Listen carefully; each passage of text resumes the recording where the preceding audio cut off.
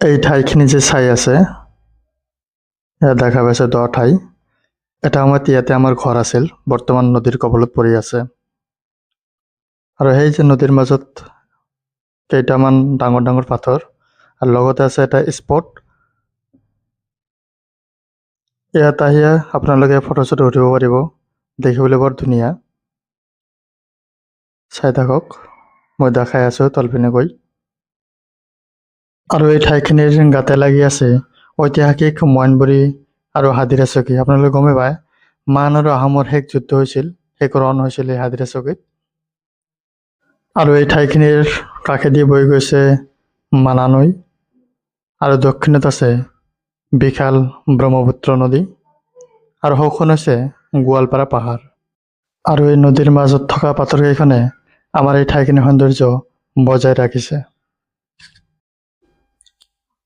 আৰু এই নদীৰ কাষতে দেখা পাই আছে কহুৱা ফুল। আপোনালোকে জানেই, নদীৰ পাৰ আৰু বিশাল পথাৰতে প্ৰচুৰ পৰিমাণে গজে, বিশেষকৈ বাৰিষাৰ বানপানী কমি যোৱাৰ পিছত। প্ৰধানকৈ শৰৎ বতৰত দেখা দিয়া ধুনীয়া ৰূপালী বগা ফুলি উঠা ফুলৰ বাবে এই উদ্ভিদ জনাজাত। সময় উলিয়াই এই ঠাইখিনিলৈ এবাৰ ফুৰিবলৈ আহিব, নিশ্চয়কৈ ভাল লাগিব। ধন্যবাদ।